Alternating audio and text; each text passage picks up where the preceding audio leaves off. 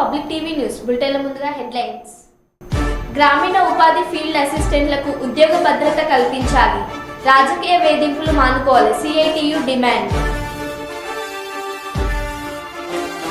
బాధితులకు న్యాయం జరుగుతుందని నమ్మకం కలిగించాలి. Warangal police commissioner Ambar Kishore. తస్మా జాగ్రత్త, ఛార్జింగ్ పెట్టిన ఎలక్ట్రిక్ బైక్ దగ్ధం.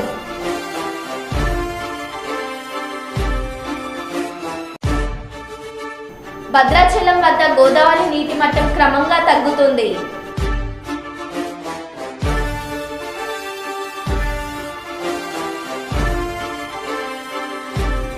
ఐదేళ్ల తర్వాత కేంద్ర బడ్జెట్లో ఆంధ్రప్రదేశ్కి ప్రత్యేక కేటాయింపులు.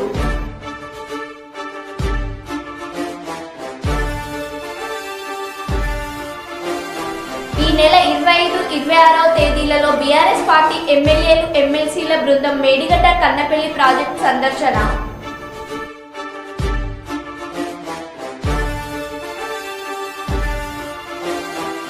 ఇక వివరాల్లోకి వెళ్తే, 5 ఏళ్ల తర్వాత కేంద్ర బడ్జెట్లో ఆంధ్రప్రదేశ్కి ప్రత్యేక కేటాయింపులు.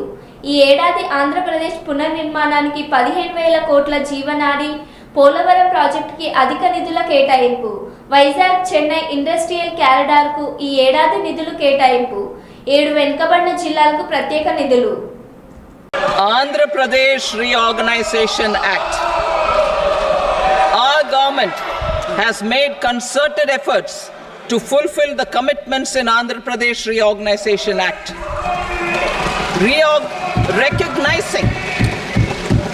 Recognizing the state's need for the capital, recognizing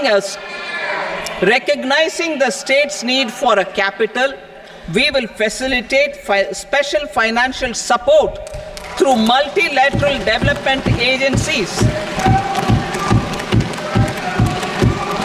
In the current financial year, 15,000 crore rupees will be arranged with additional amounts in future years.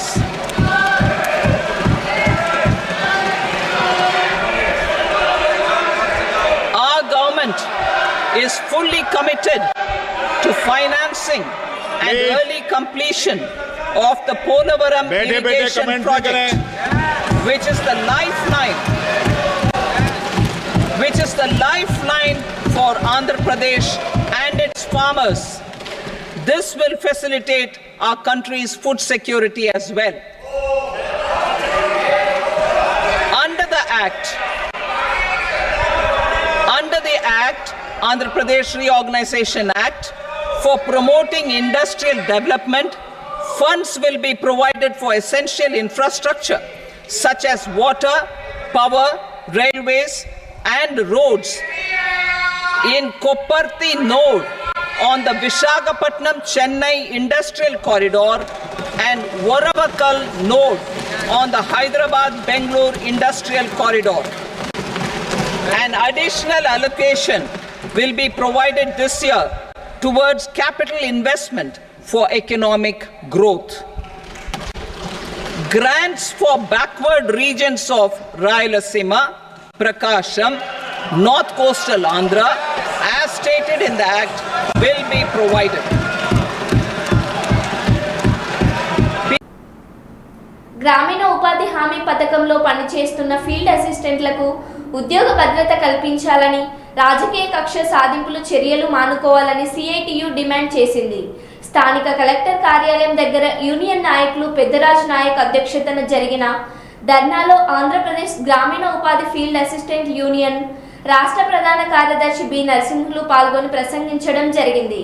ఈ సందర్భంగా ఆయన మాట్లాడుతూ, ప్రభుత్వం మారినప్పుడల్లా ఫీల్డ్ అసిస్టెంట్లను తొలగించేటువంటి ప్రయత్నం కొనసాగిస్తున్నారని, అటువంటి రాజకీయ కక్ష సాధింపు చర్యలు మానుకోవాలని ఆయన కోరారు.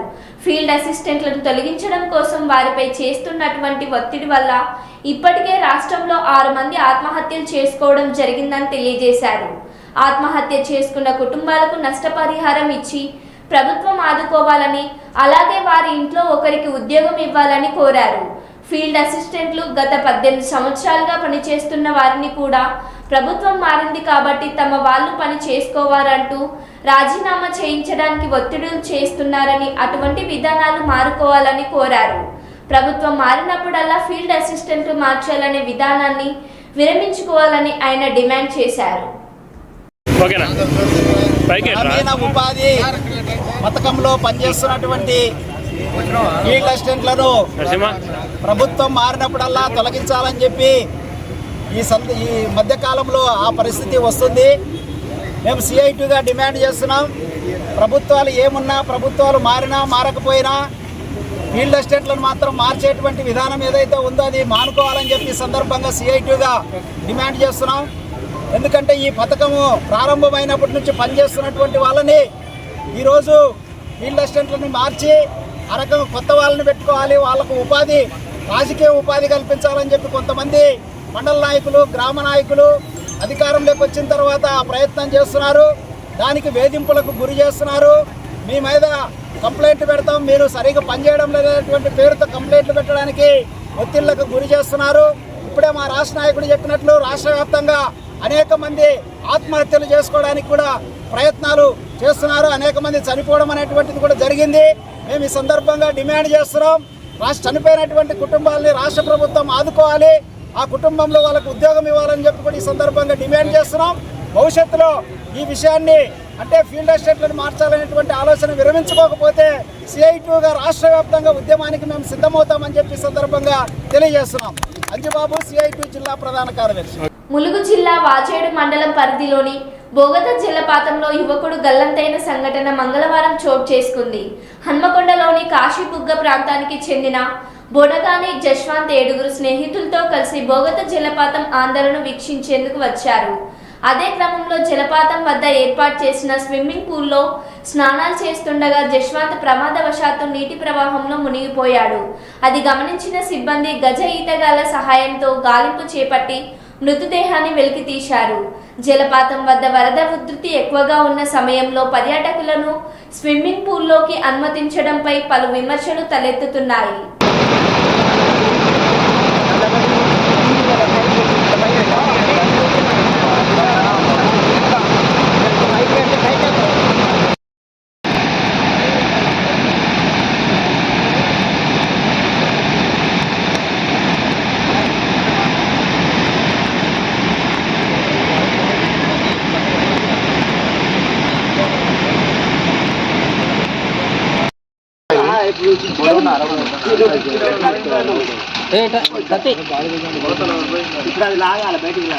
నెంబర్ చెప్తారా? వస్తున్నాను.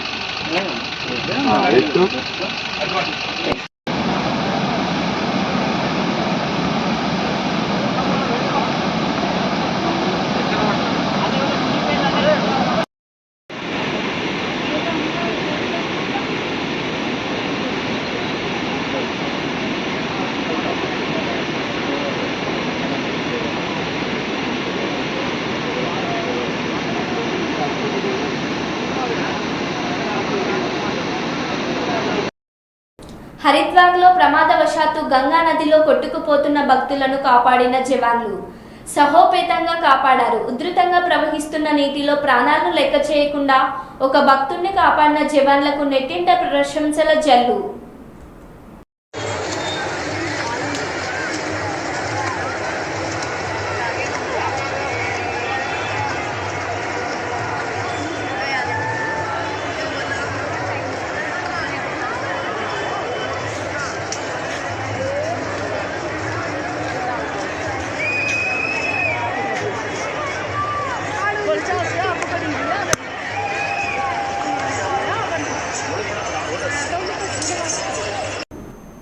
సూర్యాపేట జిల్లా చిలుకూరు మండలం రామాపురంకి చెందిన చిగురుపాటి నాగేశ్వరరావు తన వాహనానికి ఛార్జింగ్ పెట్టగా అది ఎంతసేపటికి ఛార్జింగ్ ఎక్కకపోవడంతో స్విచ్ ఆఫ్ చేశాడు.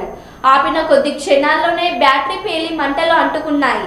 త్రుటిలో తప్పిన ప్రాణ నష్టం జరిగింది. నీళ్ళు కొడుతున్నాయి, నీళ్ళు కొట్టు ఇంతసేపు ఆపి నీళ్ళు కొట్టాలి, కొట్టు అయిపోయా నీళ్ళే లెక్క దానికి. దానికి నీళ్ళే కొట్టాల్సింది. కొట్టవే కొట్టు నీళ్ళు కొడుతున్నాయి, నీళ్ళు కొట్టు ఇంతసేపు ఆపి నీళ్ళు కొట్టాలి, కొట్టు అయిపోయా. నీళ్ళే లెక్క దానికి. దానికి నీళ్ళే కొట్టాల్సింది. కొట్టమే, కొట్టు. నీళ్ళు కొడుతున్నాయి, నీళ్ళు కొట్టు ఇంతసేపు ఆపి నీళ్ళు కొట్టాలి, కొట్టు అయిపోయా. నీళ్ళే లెక్క దానికి. దానికి నీళ్ళే కొట్టాల్సింది. ఇది మోదీ కుర్చీ బచావో బడ్జెట్ సబ్కా సాత్ పెద్ద బోగస్. వికసిత్ భారత్లో తెలంగాణ లేదా? కేంద్ర బడ్జెట్లో తెలంగాణకు తీవ్ర అన్యాయంపై సీఎం రేవంత్ రెడ్డి ఆగ్రహం వ్యక్తం చేశారు. రాష్ట్రం పట్ల కేంద్రం కక్షపూరిత వైఖరిపై నిరసన తెలుపుతున్నామన్న ముఖ్యమంత్రి. ఈరోజు సబ్కా సాత్ సబ్కా వికాస్ అనేదైతే ఉందో ఈ స్లోగన్ బోగస్ అని చెప్పి బీజేపీ నిరూపించింది. వికసిత్ భారత్ అనే దాంట్లో తెలంగాణ భాగం కాదు అని ప్రధానమంత్రి గారు అనుకుంటున్నట్టుగా ఉన్నది. అసలు మొత్తం బడ్జెట్ను స్థూలంగా చూస్తే వికసిత్ భారత్ 2047 48,21,000 కోట్ల రూపాయల బడ్జెట్ను చూస్తే కుర్చీ బచావో బడ్జెట్ లాగా ఉన్నది. బీహార్కు ఆంధ్రప్రదేశ్కు తప్ప ఇతర రాష్ట్రాల పట్ల కేంద్ర ప్రభుత్వం వ్యవహరించిన తీరు కేవలం కుర్చీని కాపాడుకునే ప్రయత్నంలో భాగంగానే ఈ బడ్జెట్ను ప్రవేశపెట్టినట్టుగా కనిపిస్తుంది. పోలీస్ స్టేషన్ వచ్చే బాధితులకు న్యాయం జరుగుతుందనే నమ్మకాన్ని ప్రజలకు కలిగించాలని పోలీస్ కమిషనర్ పోలీస్ స్టేషన్ అధికారులు సిబ్బందికి సూచించారు. వార్షిక పోలీస్ స్టేషన్ల తనిఖీల్లో భాగంగా వరంగల్ పోలీస్ కమిషనర్ మంగళవారం మట్టెవాడ పోలీస్ స్టేషన్ తనిఖీ చేశారు. ఈ తనిఖీల్లో భాగంగా పోలీస్ స్టేషన్కు చేరుకున్న పోలీస్ కమిషనర్కు స్టేషన్ ఇన్స్పెక్టర్లు పూల మొక్కను అందజేసి స్వాగతం పలికారు. అనంతరం పోలీస్ కమిషనర్ ముందుగా స్టేషన్లో విధులు నిర్వహించే సిబ్బంది కిట్ ఆర్టికల్స్ పరిశీలించారు. పిదప పోలీస్ స్టేషన్ పరిసరాలు, సీసీ కెమెరాలు, సన్నిహిత సిబ్బంది పనితీరును పరిశీలించడంతో పాటు పెండింగ్లో తీవ్రమైన నేరాలు, సీడీ ఫైల్స్, స్థిరాస్తి చోరీలు, ఐటీ కేసులు ప్రస్తుత స్థితిగతులపై పోలీస్ కమిషనర్ రికార్డులకు తడువుగా తనిఖీ చేశారు. అలాగే పోలీస్ స్టేషన్కు సంబంధించిన రికార్డులను పోలీస్ కమిషనర్ తనిఖీ చేశారు. పోలీస్ స్టేషన్కు వచ్చే బాధితులకు పోలీసులకు స్వాంతాన చేర్చుకోవాలని, పోలీస్ స్టేషన్కు వచ్చే ఫిర్యాదుదారులతో మర్యాదపూర్వకంగా ప్రవర్తిస్తూ వారి ఇచ్చే ఫిర్యాదులపై తక్షణమే స్పందించాలని పోలీస్ కమిషనర్ స్టేషన్ అధికారులు సిబ్బందికి సూచించారు.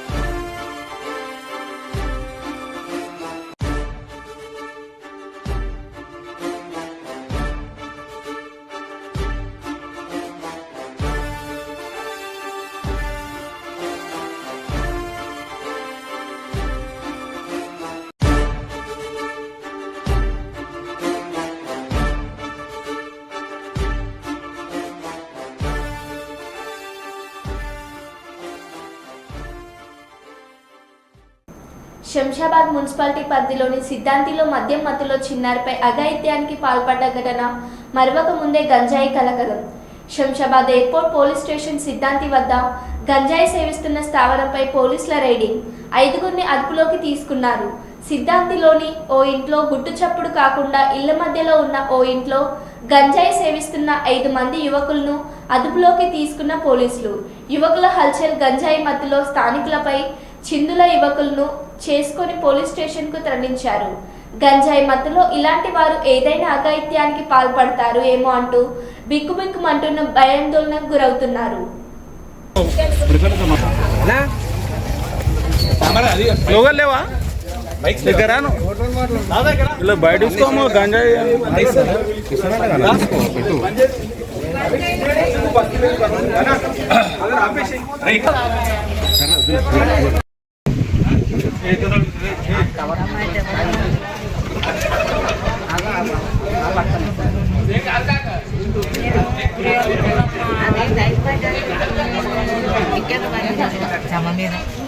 అక్కడ పట్టుకోండి సారు వాడే చూపించావా పడే చూపించావా ఏంటి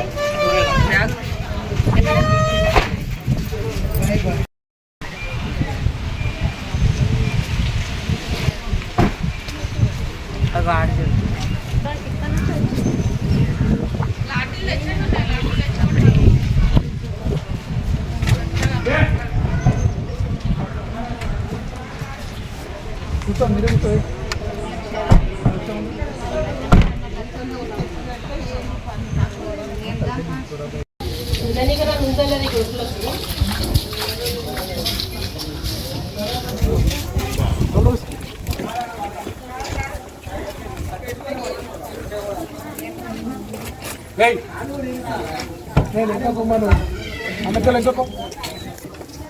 ఇంకొక డోర్ తీపు డోర్ తీసిను ఇంకోటి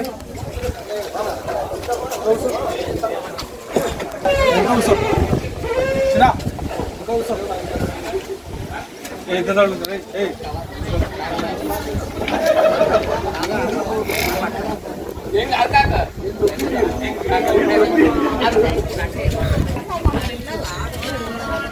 ఇంకో కూర్చోరా మీరు అక్షయ్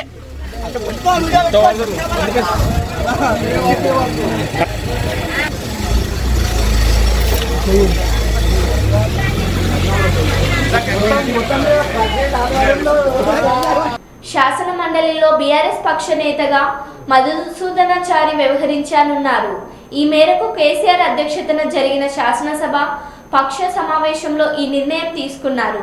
ఇటీవల పలువురు ఎమ్మెల్సీలు కాంగ్రెస్లో చేరిన నేపథ్యంలో ఆయనను శాసన మండలి పక్ష నేతగా మంగళవారం బీఆర్ఎస్ భవన్లో ఎంపిక చేశారు.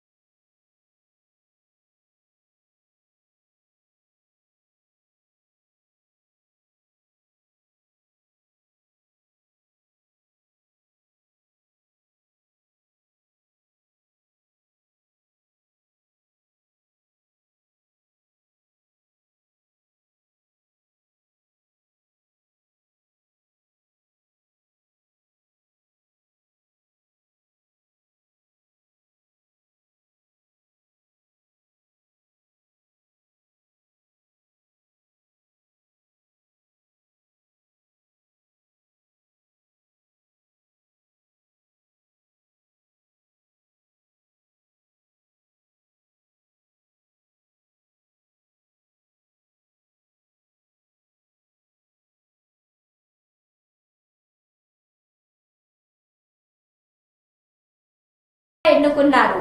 అదేవిధంగా 4 సార్లు ముఖ్యమంత్రిని చేశారు. మా కుటుంబంపై మీరు పెట్టుకున్న అభిమానం, ప్రేమకు మా కుటుంబం తరపున ధన్యవాదాలు తెలుపుతున్నారు. నేను నిజం గెలవాలి కార్యక్రమం చేపట్టిన తర్వాత నేను తిరిగిన గ్రామాల్లో ప్రజలు ఎదుర్కొంటున్న సమస్యలను ప్రత్యక్షంగా చూశాను.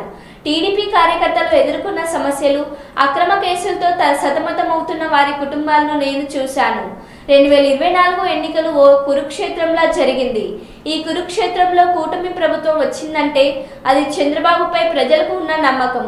2024 ఎన్నికల కురుక్షేత్రంలో కీలక పాత్ర పోషించిన ప్రతి ఒక్క కార్యకర్తకు, వారి కుటుంబాలకు నా ప్రత్యేక ధన్యవాదాలు తెలుపుతున్నానని అన్నారు.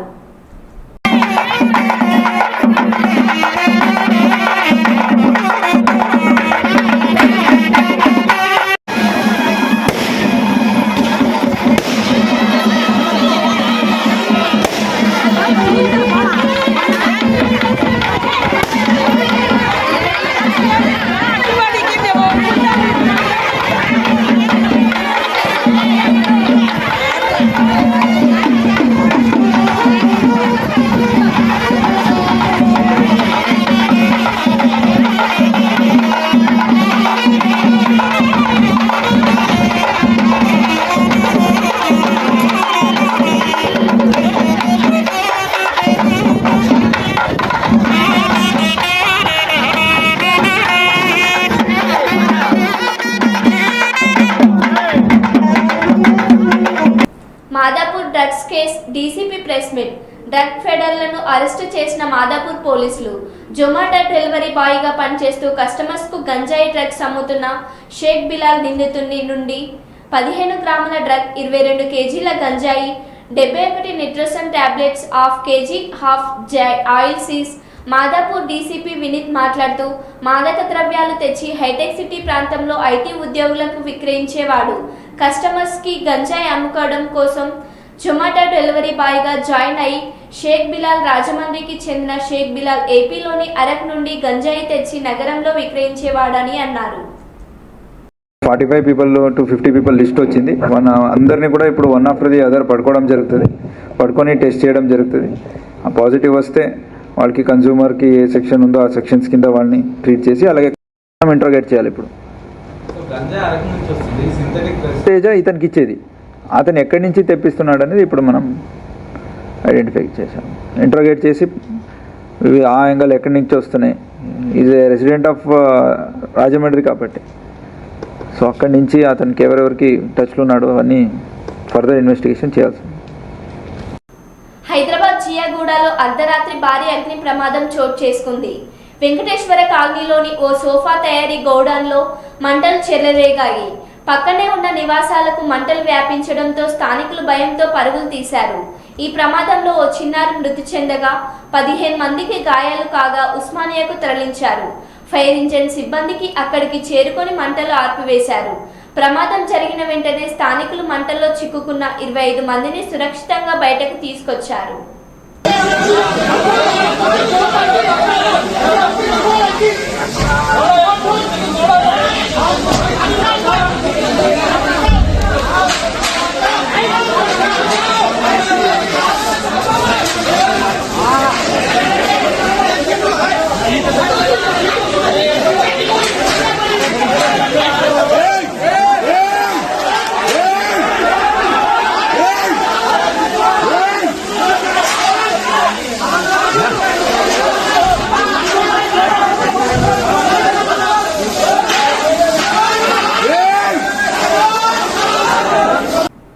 వాజేడు మండలం ఎగువన కురుస్తున్న భారీ వర్షాల కారణంగా బోగత జలపాతం ఉప్పొంగి ప్రమాద స్థాయిలో ప్రవహించడంతో బోగత జలపాతం సందర్శనను నిలిపివేసిన ఫారెస్ట్ అధికారులు.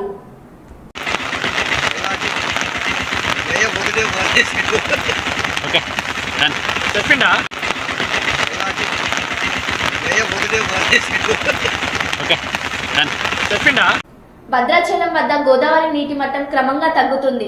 నిన్న ఉదయం 51.6 అడుగుల వద్ద వరకు చేరిన గోదావరి నీటి మట్టం నిన్న ఉదయం నుంచి క్రమంగా తగ్గుతూ వస్తుంది.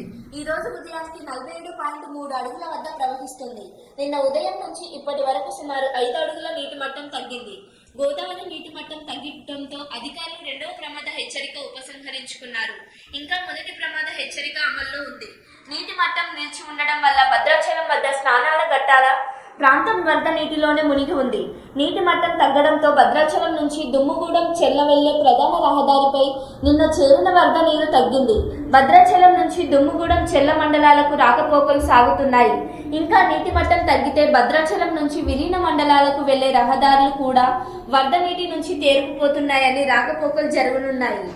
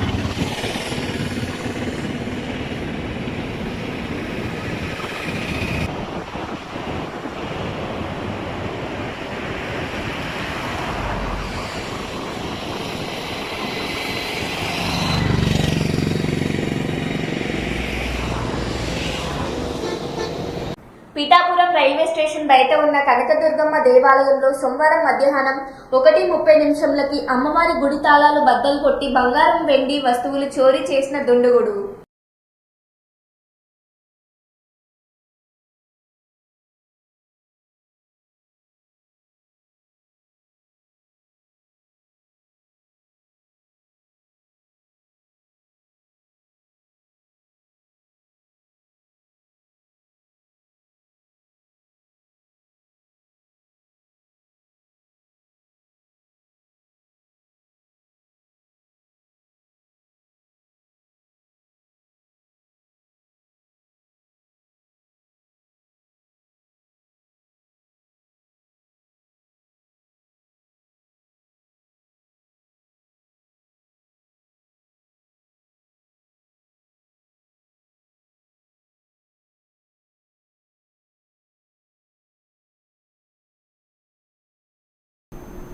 మరో బులెటిన్లో మళ్ళీ కలుద్దాం. Stay tune.